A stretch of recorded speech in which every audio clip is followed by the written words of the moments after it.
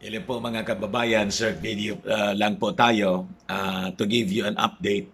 May survey na palang ginawa yung Manila Times tungkol sa possible tandem ni Bongbong Marcos and Sara Duterte for Vice President. Ito ngayon ang banner story ng Manila Times. Ano tingin po ninyo? BBM Sara or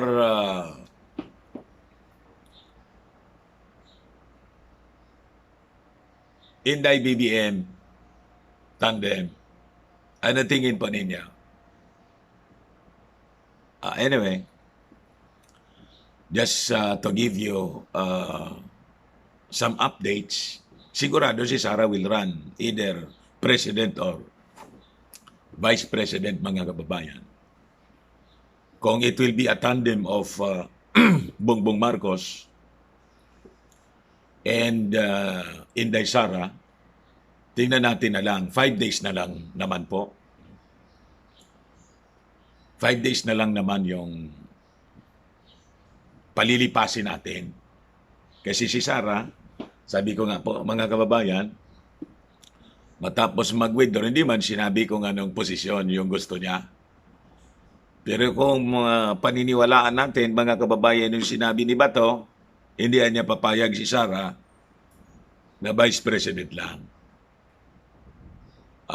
Ngayon, kagabi, napag-usapan natin that there is a leak news na nagsasabi, mga kababayan, na somebody, an influential politician, is brokering a deal with Bongbong Marcos to slide to the Vice President position. Then Inday will run for President and it will be an Inday BBM tandem. Tingnan natin kung ganon or kung papayag si BBM if really yung ganong ideya ay may gumagapang. Sabi ko nga kagabi, mga kababayan, kung ako lang, kung ako si BBM, huwag ka pong papayag sa ganon. Di ba? Kung may nagpo-float na ganong idea at may nagbo-broker na isang leader ng Luzon, sabi babae daw yung naging leader ng hindi ko na sabihin kung pero just recently naging mataas na leader siya, mga kababayan, ng Congress. Anyway, ibigay ko sa inyo itong balita. Former Senator Ferdinand Bongbong Marcos Jr. and Davao City Mayor Sara Duterte Carpio top the presidential vice presidential tandem survey ng Manila Times. In the survey conducted from October 26 to November 2, 1,500 respondents were asked if you were to vote for a president and a VP pair, who do you think is the best tandem for the Philippines? Respondents were given 7 pairs to choose from. The survey showed that 55.7%, mga kababayan, ng mga tinanong pick the partnership between Marcos and Duterte Carpio, with 43.5% lead over the second place. Matindi. Landslide again, mga kababayan. Sa bagay, nakikita natin din dito sa ating mga reactions, sa mga discussions po. In fact, ang daming mga meme na ginagawa yung ating mga netizens with tandem from the north and south meaning referring to BBM and Sara as the vice presidential candidate. Mas gusto nila yung preference na yon, mga kababayan, kaysa baliktad. Sabi nga ng mga karamihan sa mga nanonood din sa atin, pag BBM Inday, okay sa kanila. Kasi bata pa naman si Inday Sara niya. Si BBM kasi 64 years old na. And experience-wise, mga kababayan, sa local governance in national politics, mas wider yung exposure, mga kababayan, and experience ni Bongbong Marcos as compared to Inday Sara. So, bata pa siya, pwede siya na tumakbo, sabi ng mga, in the next presidential election. But not today. Pero pag niya tumakbong presidente si Inday, Marcos pa rin kami. BBM pa rin. Yan ang sabi ng mga netizens. Mga reaction sa mga videos natin, mga kababayan. This result came out even if Davao City Mayor did not file a certificate of candidacy for Vice President, sabi po dito. The second most popular choice of respondents for President BP tandem was Marcos and Senator Bongo. Marcos pa rin. Marcos Inday, Marcos Bongo, with 12.2%. This was followed by running mates Vice President Maria Leonor Leni Robredo and Senator Kiko Pangilinan with 10%, 10.6%, mga kababayan. Manila Mayor, landslide ulit, ano po? Ang layo. Yung pangalawa sila pa rin, si Marcos pa rin, pero iba yung tandem, si Bongo. Ilan nga yun? 57.7%. Tapos sinundan, mga kababayan, ng Marcos pa rin, 12.2% tandem with Bongo. Mas gusto yon yung BBM Inday. Tapos si Lomi, mga kababayan, napakalayo. Pangatlong tandem lang siya. Diba? 10.6%. Si Yormi, mga kababayan, Isko and Dr. Ong tandem nakakuha ng 8% approval rating. And si Manny Pacquiao and Lito Atienza, 77.2%.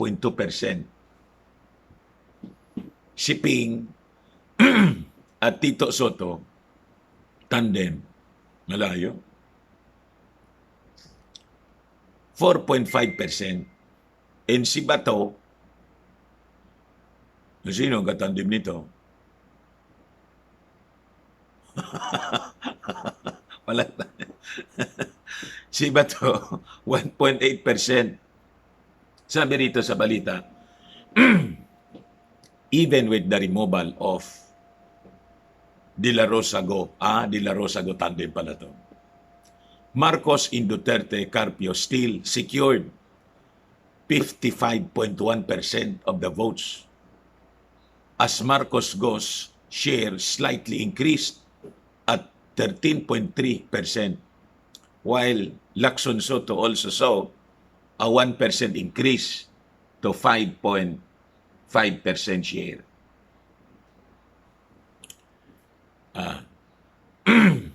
Sabi rito sa balita, when he filed his COC Marcos declared that he was open to discussing with other political parties a possible partnership on who will stand as his running mate for the 2022 elections. Marcos also topped the presidential survey conducted by Manila Times, where 68% of the respondents said they would vote for the former senator. He was the top choice in Luzon, in Visayas, in Mindanao. Kaya po, BBM, kahit saang survey, kayo yung kayo yung gusto. Kumbaga si Sara, Vice President lang. Now, if it is true that somebody is negotiating po, brokering a deal with you to slide the Vice President, huwag kayong papayag. Ang sabi, yung disqualification case, didiinan. Pag yun ang lumitaw na balita po, leak information sa atin, didiinan yon. Parang blackmail, ano? Tingnan natin kung totoo yun. Didiinan, mga kababayan, pag hindi pumayag si BBM sa ganong setup, masama pag ano. Masama. Diba? Sinabi ko sa inyo noon na that possibility is, it's not remote. Diba? Ngayon, mga kababayan, top choice si BBM in Luzon, Visayas, in Mindanao. Robredo ranked second with 10.8%. You see? Marcos Camp said, the survey showed that despite the malicious attacks by some quarters against him, the former senator was still winning the heart of the voting population. So, ano masasabi ninyo? Of course naman, Anya. Kasi yung mga propaganda, mga kababayan ng mga pinklawan, kalaban ni Bongbong Marcos, rihas, wala mang kakwenta-kwenta, wala nang maniwala. Di ba? O ngayon, to give you an update naman po sa disqualification case, didinggin na po yung yung disqualification case. Yun ang balita dito. The case against former Senator Ferdinand Bongbong Marcos Jr. seeking his disqualification from the presidential race has been raffled off to the second division of the COMELEC. But COMELEC spokesman James Jimenez said that a summon would be issued and served to Marcos, the standard bearer of Partido Federal ng Pilipinas, within the week. Didesisyonan nila ngayon. Kasi napaka-importante ito na madesisyonan kagad para wala nang agam-agam po yung kandidatura po ni Bongbong Marcos. And at the same time, siyempre, kailangan nito para sa printing ng mga official. Di ba? Kaya nga, nang magkaroon tayong automated election, napaaga yung filing.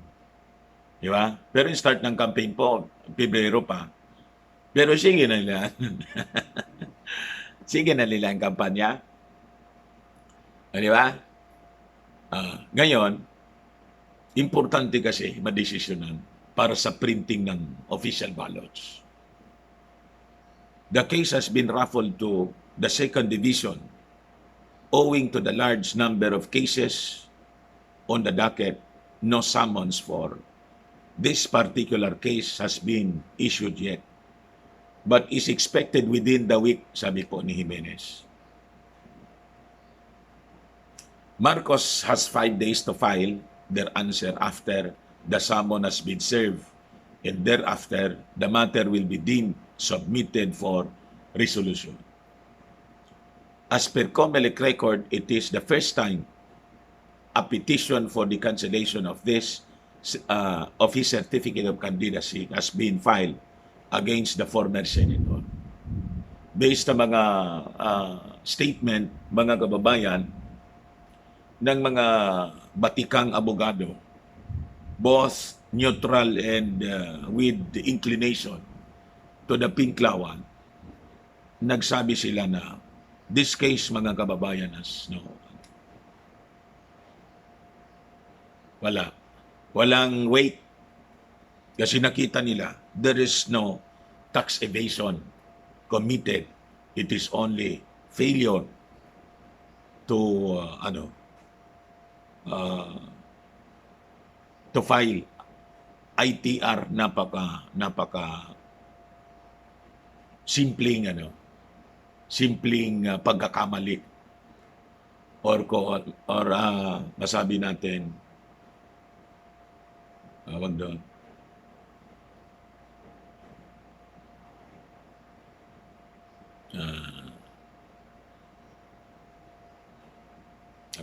Nakalimutan ko yung term. Infraction. A very simple infraction of rules. Kaya lang sabi ko nga sa inyo sa mga previous videos natin, pinalaki nila yung napakaliit na bato, ginawa nilang gabundo. It is just a dust, sabi nga. Ginawang huge mountain. Di ba? Ganon ito mga salot na Pinklawan, mga kababayan. Marcos Jr. has been elected before as Vice Governor, Governor, Congressman, and Senator. Wala man disqualification. Legal experts have said that there's no clear case against Marcos. Yan sinasabi na. Ano pa? Ransararan pa rin? Ako, ransararan pa rin po. The reason for why Inday Sara, after na i-withdraw niya yung certificate of candidacy for mayor, wala siyang sinasabi kung anong posisyon yung kanyang tatakbuhan. Pero siguradong tatakbo.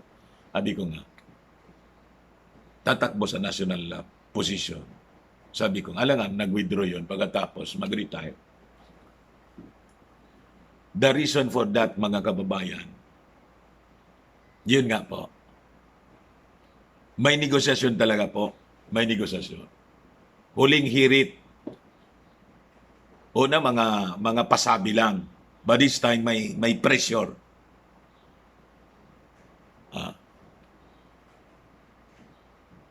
Binabasa ko yung based mga kababayan sa body language nila, sa mga actions nila.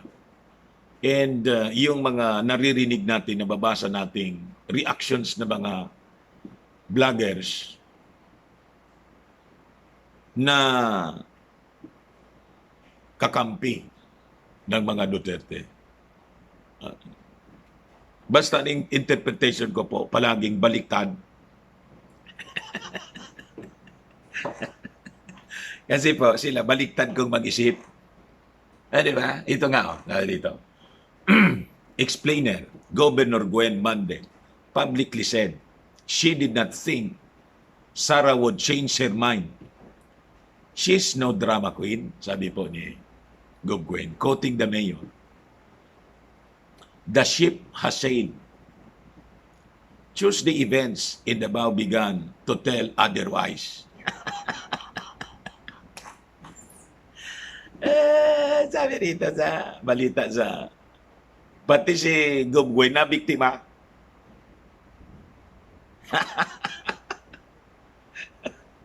Wala niyang drama. Mali tuloy yung statement na, ito yung sinasabi ko kagabi. Mali na tuloy yung statement na sinabi ni Gov Gwen, nagma-interview ni Karen Davila.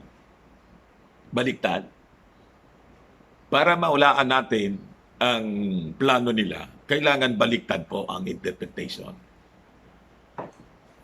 Pag ininterpret mo sila as it is, as based sa kanilang sinasabi, talo ka.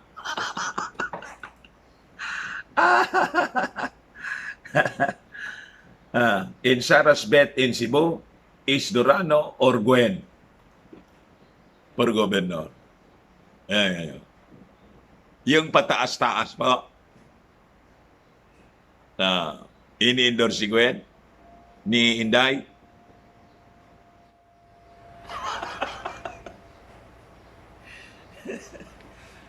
Di ba? Ganun po sila eh. O, tingnan ninyo. Si President Digong, pinos si Manny Pacquiao na magpangulo ka niya. Pwede ka magpangulo ka. Itinulak. Ngayon, ano nangyari? In-endorse? Hindi, inaway.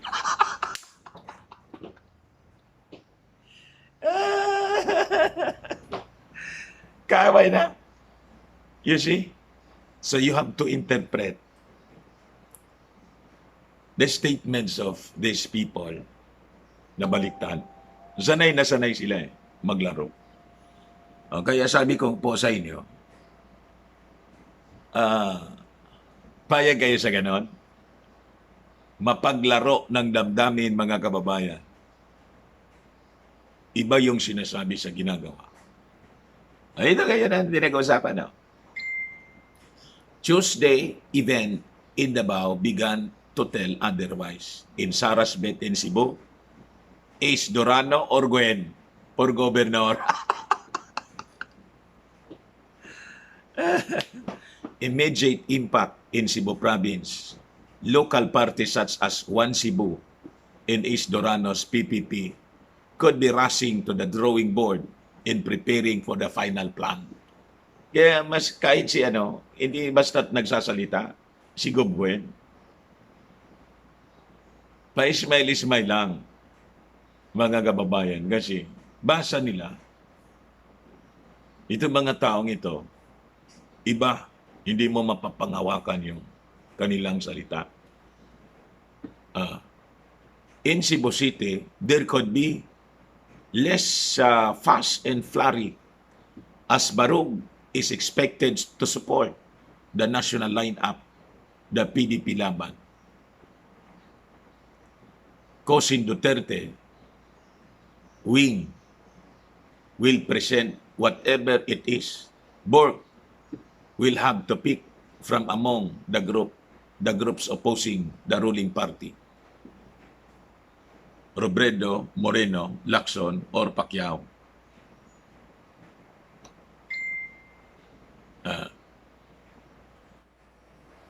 What just happened, sabi rito sa balita sa Yahoo, Tuesday afternoon, November 9, the news from Davao City whose politics influence decisions of Cebu's local parties, particularly on the choice of national candidates to support in 2022, confirmed what were earlier dismissed as pure speculations.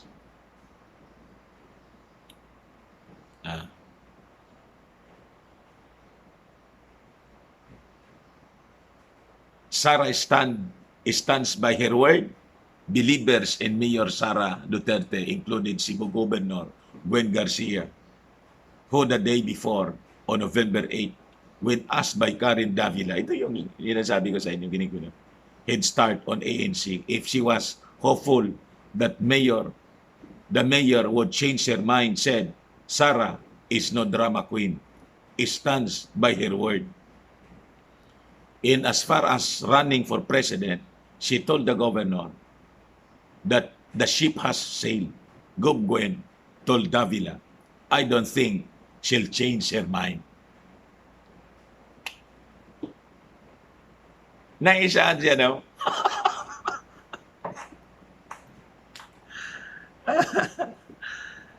Naisan pati si Gobwen to the belief of Gobwen, hindi na magbabago. Tatakbo niya siya. Doon na sa pagiging mayor. Hindi pa nga uminit. Sumunod na araw, kahapon, biglang nag-withdraw.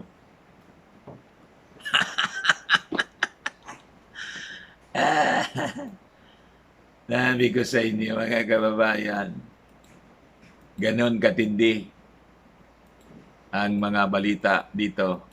O anyway, yun lang muna po. Maraming salamat. We just, closely watch the developments in politics. Basta, kung nanonood po, mapanood ng mga nasa paligid ni BBM. Pag may ganun pong deal na binobroker po sa inyo, huwag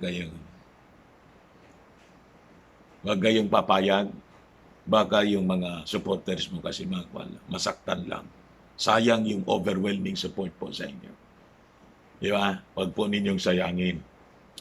Sabihin ko po sa inyo, ang kayo noon pa, you want to be with the Dutertes as a tandem, hindi po nga kayo kinuha. Anong rason ko ninyo? Diba?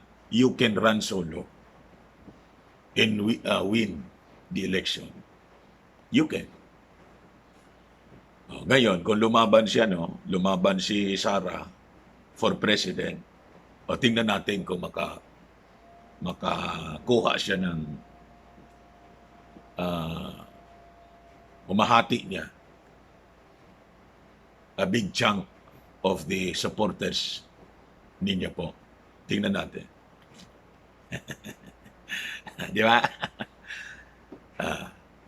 So anyway, mga kababayan, maraming salamat. Ako po si Dante. Bye-bye po. God bless.